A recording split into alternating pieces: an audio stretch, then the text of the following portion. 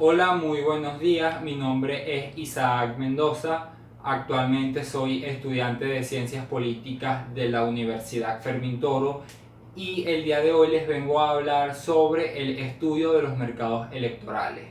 Específicamente el día de hoy vamos a hacer referencia sobre varios elementos claves al momento de realizar estudios o investigaciones de los mercados electorales. Específicamente hablando, uno de los elementos claves a tener en cuenta al momento de realizar investigaciones de un mercado electoral son o es la segmentación. Pero realmente, ¿qué es la segmentación de mercado?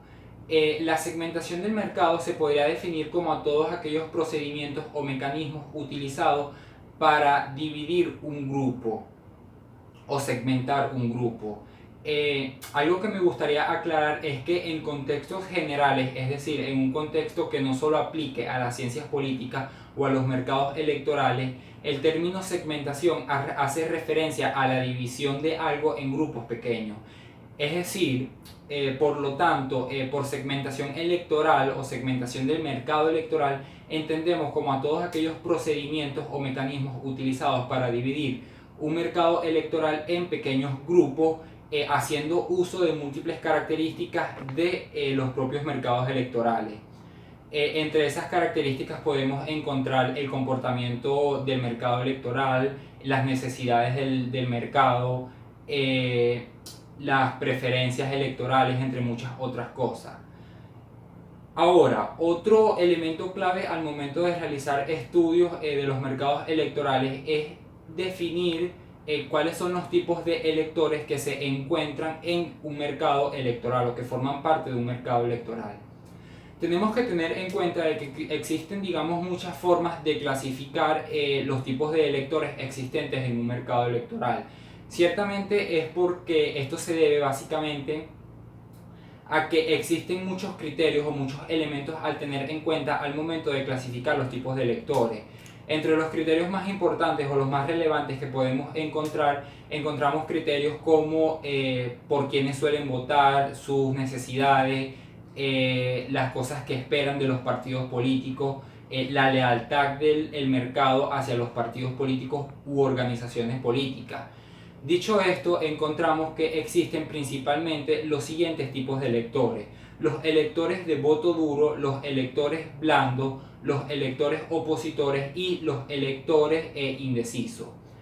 Verán, el primer tipo de elector, es decir, los electores de voto duro, son un tipo de elector que posee bastante fidelidad hacia un determinado partido político, hacia una determinada organización política. Generalmente este suele ser un tipo de elector que, digamos, no suele tener un criterio para evaluar otras organizaciones políticas. Luego encontramos los votantes, los tipos de votantes de voto blando. Estos suelen ser un tipo de votante o un tipo de elector que, si bien suelen llegar a tener cierta fidelidad hacia un partido político, también tienen la capacidad o el criterio para analizar las circunstancias de su propio partido político, así como de evaluar propuestas o candidatos de otros partidos políticos. Ciertamente la principal diferencia entre los votantes o los electores de voto duro y los votos blandos es que los de voto blando tienen la capacidad de colocar sobre la balanza al partido político con el que tienen fidelidad y otros partidos políticos. Luego encontramos los tipos de electores opositores. Estos son un tipo de elector que tienen completo rechazo hacia otros partidos políticos que sean completamente opuestos a sus ideales políticos. Es decir, estos suelen ser un tipo de elector que automáticamente rechaza a otros partidos políticos si no concuerdan con sus ideales, con sus estándares políticos. Un ejemplo de esto puede ser los electores o los votantes de extrema derecha.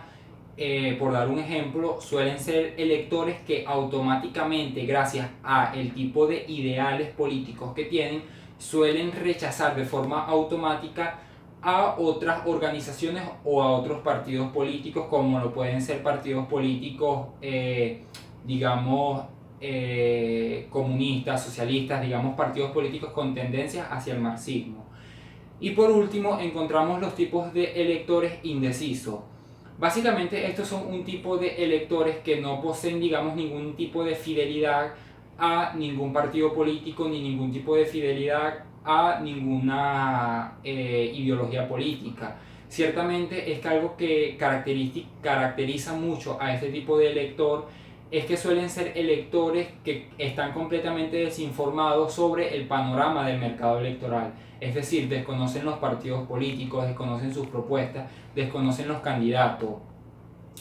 Ahora, otro elemento clave al tener en cuenta para realizar, digamos, análisis e investigaciones de los mercados políticos de una forma eficiente y objetiva es tener en cuenta el comportamiento del mercado.